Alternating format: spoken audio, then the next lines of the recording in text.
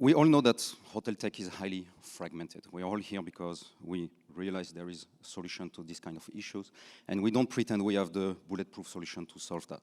What we know and what we see in our organization, in our hotels, is that fragmentation leads to heavy manual work. And our job, really the job of Aphy and the mission of Aphy, is to automate as much as possible all of these manual tasks, repetitive tasks, boring tasks, in order for our colleagues in the industry to reconnect with their guests, reconnect with their colleagues, but also reconnect with their purpose. Why did they choose this industry in the first place? No one went to hotel school to be in front of a computer 8, 9, 10 hours a day, right? We are trying to solve this. Let's have not hotelier chained to their desk. So automation, you probably know already, it saves time, it saves money. Those are very tangible results, but it also allows everybody to stay way more focused on what they do, what their mission, what their job role is. We have some tangible results already. The company is about a year and a half old. We almost had 40,000 hours given back to our clients in terms of time saved. But what we also find is they often leave money on the table by doing those manual works. So we also were able to return to them over $500,000 already.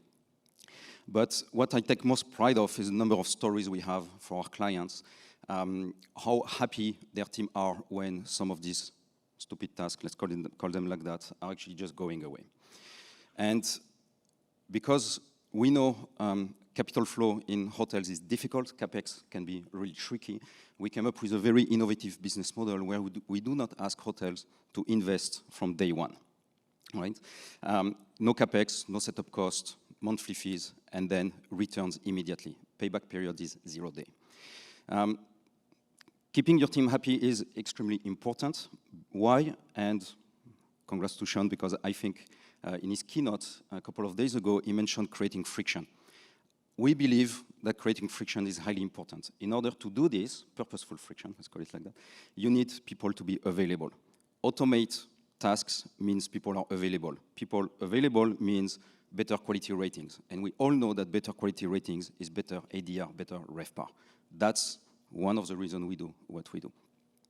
So those tasks are really well known, and you might recognize the process. It starts very simple, and it gets boring very quickly, to a point where hoteliers just say, help us out. So we do that in every possible department, and something a little bit special about us also is we are heavily employee-centric. We are talking to the back of house people. Sometimes they're a bit forgotten, right? We have a lot of automation out there for guests, the check-in, the check-out, upsell, all of this stuff. But who talks about automating tasks in revenue management, in finance, reconciliation, for example, in front office? And equally, because we have a lot of people in technology today, who talks about automating technology tasks in the hotels? And I'll give you an example of that right now. We develop an automation that check user rights and licenses.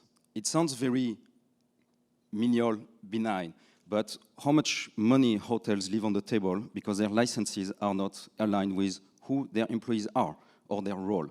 How many times do we hear hotels missing an audit because they do not have the right user rights? So let's skip a bit. Just to recap, we don't do upfront investments. We propose huge savings, and really, really our purpose is to make happy people in the hotel. Thank you very much. Oh, questions? That is amazing timing, Alex, at 1 second on the clock. Please, judges, go ahead. Alex, as an operator, I'm all about giving time back to be in front of the guests. But what I really want you to tell me, with it being a little bit of a crowded field out there with process efficiency, what sets you apart from the others that are in the field already? Yeah, so two things. The first one is our business model. I briefly talked about that. We do not ask hotels to spend a lot of time and money just to get us started. We do that immediately. A lot of companies are doing what we do, process automations, and the big companies are doing it. For example, Accenture has a big process automation practice. But how much time as a hotelier you're going to spend to tell Accenture what a cancellation process is? How much time are you going to tell them what a reconciliation between credit card payments and the PMS is? the first question they will tell you is, what's a PMS? We are from the hotel industry. I was head of IT in a couple of companies. Some of my colleagues were in operations, in revenue management. When a hotelier tells us, my process is this is where my pain is, we know exactly what that means. Because let's face it, we all have the same problems. It varies, some variations of it, but we all face the same issues. I hope that answers the question. Thank you. Thanks. Go ahead. Your pricing model, you mentioned one, no CapEx, a monthly fee, Yep. but you mentioned different departments, so reservations, finance. Is it same fee for no matter how many departments, or is it a fee per department? It's a fee per process, or sometimes a group of processes. It depends a little bit the structure and what we do. To give an example, we do a lot of cancellation processes. It's time-consuming to actually check payment, check policy. If the payment fails, follow up with the guest, and so on. Within that, we could assume there are different processes, but sometimes we bundle them into one, and then we basically say for this process, the subscription is that much.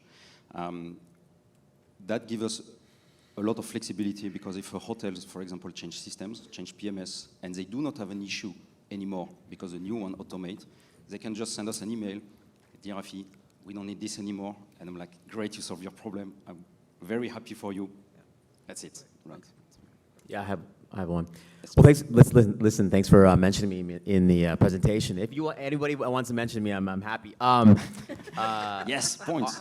So what's the difference? Because there's lots of RPA players out there, Blue Prism, Yep. UiPath. What's the difference between me actually going on those particular platforms and doing this kind of reconciliation? Like, what is the difference between those platforms and what you're doing, or are you leveraging them? Yeah, that's an awesome question. Thank you. We do leverage them. So we have a tech stack Okay. with partnerships, including UiPath and Microsoft, great partners of ours. And basically what we do is we make it accessible and available to hotels. Taking on a UiPath infrastructure, a UiPath or an RPA infrastructure, an RPA license is quite a hefty cost for small hotel companies. The very large ones might do it. We talk to a lot of people that already have an RPA practice. So are you white labeling the UiPath then? We actually develop on it and make Okay. it available. So we do managed services. So hotels tell us, this is my problem. I struggle with this. We automate it end to end. Often in the hospitality industry, we use RPA because legacy systems. But if APIs are available, and we do a bit of AI as well, then we'll do that because it's more efficient. So it's not necessarily an RPA-only proposition. But really, the idea is small hotel groups can access advanced automation technology because we make it available. A last quick question. Yeah, just say a little bit about your team and where do you see yourself in 5 years? Oh, our team is awesome because we come from hotels. So well, I'm very proud of that because when I was almost 15 years head of IT for different hotel companies in Hong Kong and in Europe. Alex, unfortunately, the time is up, and we have to be strict. Sorry, Prakash. Thank you, Alex. Thank you, Aphy, for starting this competition off. Being the first one is always difficult.